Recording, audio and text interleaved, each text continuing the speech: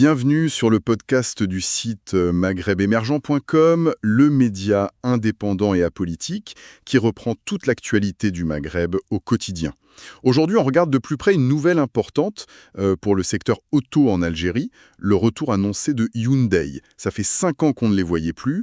On a sous les yeux l'article de Maghreb Émergent qui donne pas mal de détails. Et pour décrypter un peu tout ça, les enjeux, ce qu'il y a derrière cette annonce, on a une spécialiste du secteur avec nous. Bonjour. Bonjour. Alors, cette absence de 5 ans. Et puis là, paf, Hyundai revient. La question simple, directe, c'est pourquoi maintenant? Qu'est-ce qui justifie ce timing? Alors l'article le dit bien, hein, l'absence était liée à une stagnation du marché, un contexte pas facile. Ce qui change, d'après ce qu'on lit, c'est des directives des autorités algériennes. On sent une volonté de faciliter leur retour. Et puis, il y a ce partenariat. Hyundai ne revient pas seul, mais avec le groupe omanais Bawan Saoud. C'est pas rien, ça. Ah oui, ce partenaire omanais, c'est intéressant. Ça change peut-être la donne. Et on les a vus à la foire commerciale intra-africaine à Alger récemment. C'était juste pour dire bonjour ou... Non, non, je pense que c'était bien plus que ça.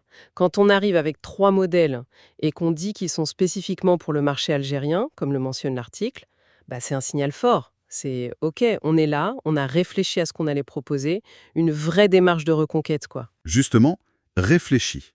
L'article parle d'une étude de marché menée par Tarek Moussaad. Qu'est-ce que ça nous dit sur leur approche concrètement? Ça montre qu'ils ne veulent pas y aller à l'aveugle. L'idée, c'est vraiment de cerner ce que veulent les Algériens aujourd'hui. Et ça se traduit aussi dans leur plan pour le réseau. Couvrir 36 wilayas. Ah oui, c'est ambitieux ça. 36 wilayas. Oui, ça montre que l'Algérie, pour eux, c'est pas juste un petit marché d'appoint. C'est un point stratégique dans la région Afrique et Moyen-Orient. C'est clair. D'accord. Et au-delà de vendre des voitures, il y a cette histoire de service après-vente. L'article dit qu'ils veulent le mettre en place avant de vendre. C'est surprenant, non? Oui, et c'est peut-être un des points les plus importants. S'attaquer aux services, la maintenance, les pièces, avant même le lancement commercial. C'est C'est d'une façon de dire, on est sérieux, on veut construire la confiance. On sait que le SAV, ça a souvent été un problème en Algérie pour beaucoup de marques. c'est un point sensible, oui. Donc, en mettant ça en avant, Hyundai essaye de rassurer, de montrer qu'ils sont là pour durer. Logique. Et après ça vient le gros morceau, l'usine. Une production locale, capacité de 50 000 unités par an. Oui, 50 000 par an, c'est un chiffre conséquent. Surtout qu'il prévoit 5 types de véhicules. 3 voitures de tourisme, 2 utilitaires, c'est ça. C'est ça. Ça couvre pas mal de besoins différents et il vise une mise en service pour le 3e trimestre 2026. C'est demain, ça. 2026, c'est un calendrier serré. Et l'intégration locale dans tout ça. L'article évoque des sous-traitances algériens. Oui, ils envisagent de faire appel à des entreprises locales.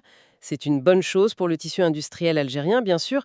Mais attention, il y a une condition, et elle est claire dans l'article. Il faut respecter les normes de qualité et de sécurité de Hyundai. D'accord. Donc, une opportunité, mais avec des exigences. Exactement. C'est un challenge pour les sous-traitants locaux, mais aussi une chance de monter en compétences potentiellement.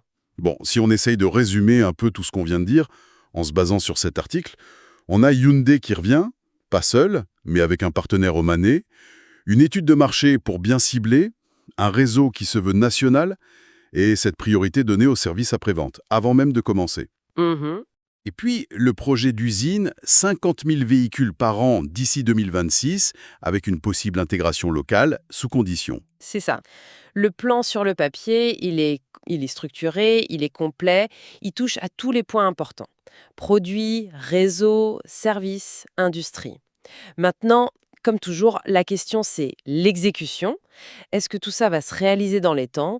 Comment ça va vraiment impacter le marché, la concurrence? C'est ça qu'il va falloir suivre de près dans les mois et années à venir. Absolument. Merci beaucoup pour cet éclairage. Ça nous a permis de bien décortiquer cette annonce.